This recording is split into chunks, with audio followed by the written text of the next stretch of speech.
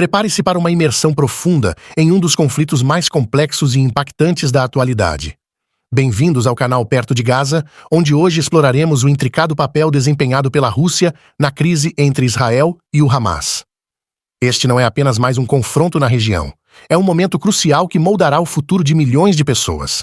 Vamos desvendar os bastidores, entender os interesses em jogo e analisar como a intervenção russa no Oriente Médio foi decisiva para aumentar a tensão na guerra entre Israel e o Hamas em Gaza. Descubra quais foram os benefícios alcançados pelos russos com essa guerra. Prepare-se para uma jornada de descobertas e insights que mudarão sua percepção sobre esse conflito regional. Por favor, deixe seu like, compartilhe o vídeo e inscreva-se no canal, pois isso contribui significativamente para a continuidade do nosso trabalho. Sem mais demora, vamos ao vídeo.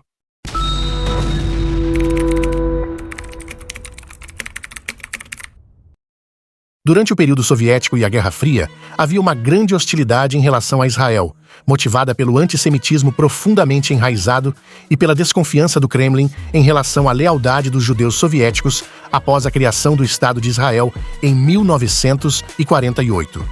A União Soviética impedia ativamente os judeus soviéticos de deixarem o país para se estabelecerem em Israel ou em qualquer outro lugar. Dentro da União Soviética, foi dada muita atenção à construção de relações com a Organização para a Libertação da Palestina e com os países árabes que se opunham ao Estado de Israel. Na década de 1990 e no início dos anos 2000, após o colapso da União Soviética, as restrições para sair do país foram levantadas, resultando em uma onda de migração judaica da Rússia para outros países. A maioria dos migrantes foram para Israel. A imigração em massa para Israel acabou mudando a perspectiva de Moscou. Quando Vladimir Putin chegou ao poder no ano 2000, mais de 1 milhão de israelenses tinham algum tipo de herança da antiga União Soviética. Muitos desses imigrantes falavam predominantemente russo, e com o tempo, Putin passou a ver essa população como uma oportunidade para ganhar influência no Estado israelense. Na década de 2000, Putin fortaleceu os laços entre Israel e a Rússia, vendo uma oportunidade de investimento econômico, especialmente em alta tecnologia.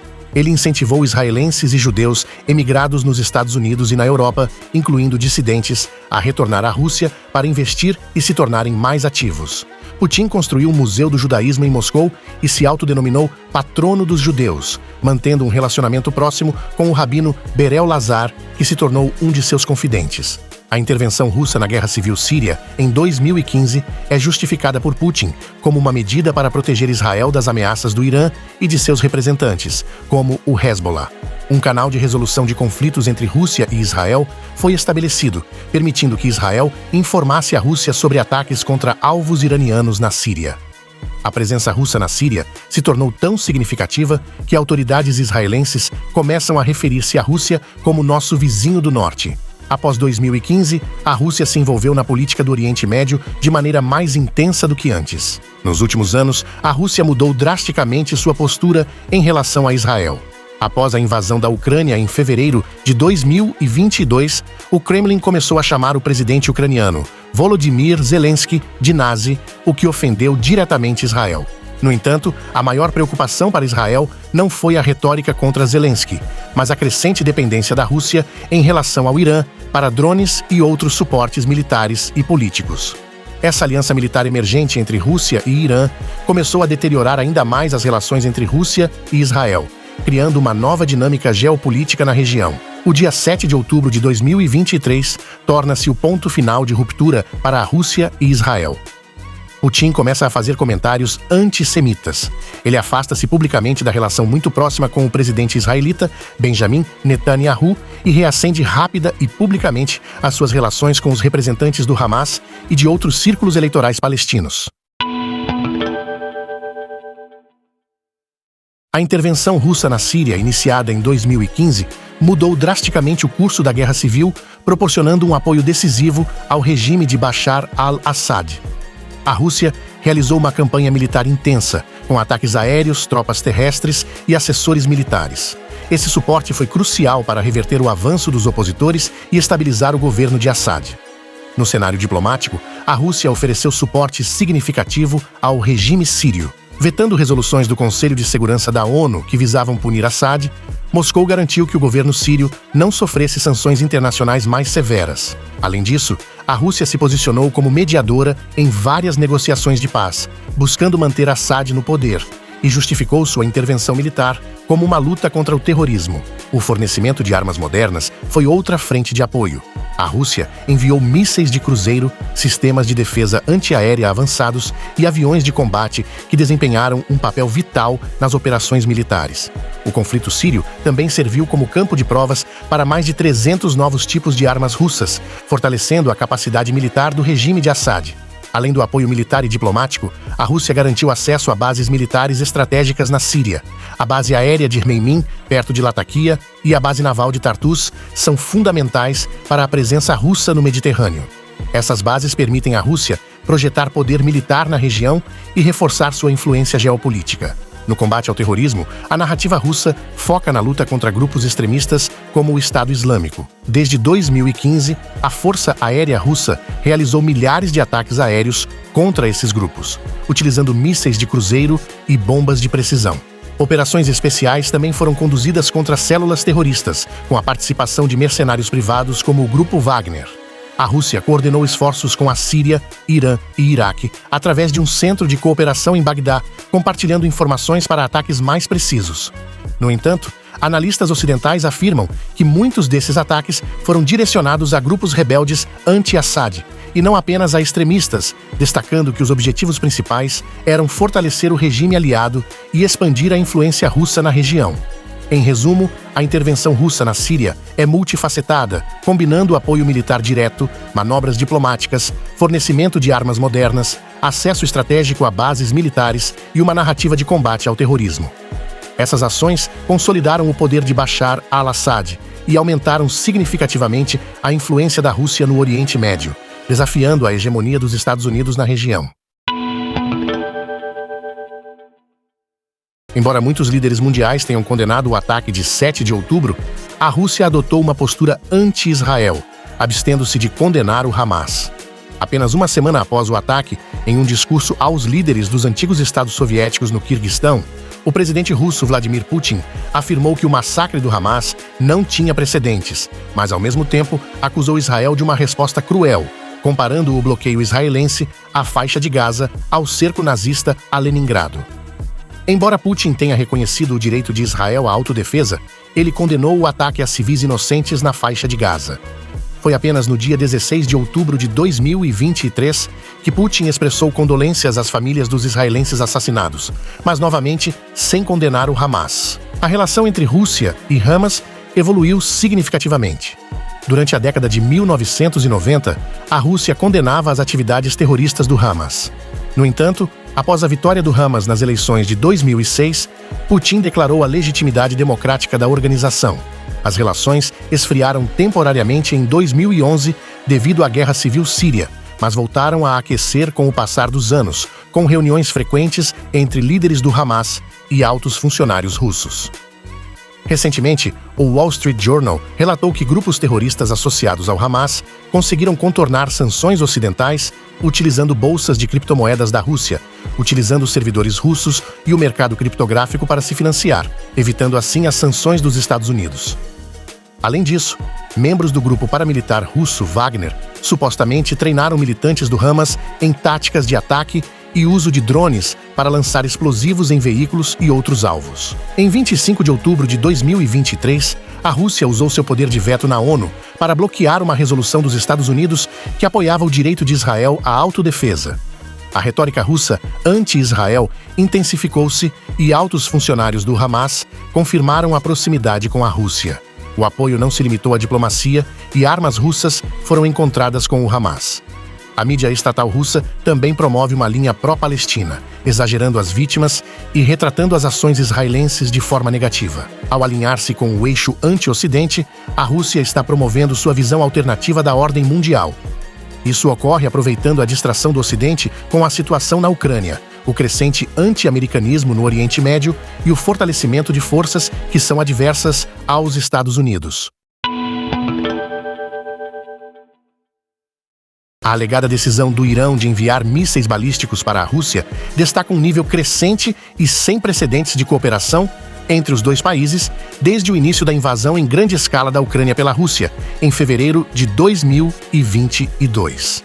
Segundo a Reuters, citando fontes anônimas, o Irã teria fornecido recentemente à Rússia cerca de 400 mísseis balísticos superfície-superfície.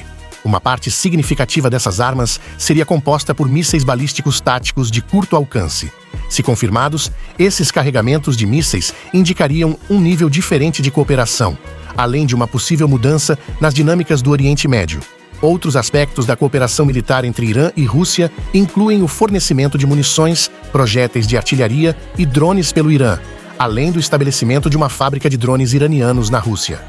Em novembro de 2023, Teherã anunciou a expectativa de receber caças russos Su-35 e helicópteros de ataque Mi-20 e 8, demonstrando uma parceria crescente que também se estende ao espaço, com a colocação de um satélite iraniano pela Rússia. O envolvimento da Rússia no programa nuclear do Irã tem sido um assunto controverso e debatido por várias décadas. Embora a Rússia afirme que a sua cooperação é apenas para fins civis, as autoridades ocidentais manifestaram preocupações sobre os riscos de questões nucleares. No início da década de 1990, a Rússia formou uma organização conjunta de pesquisa nuclear com o Irã, e através desta parceria, os cientistas iranianos adquiriram conhecimentos técnicos e informações técnicas russas.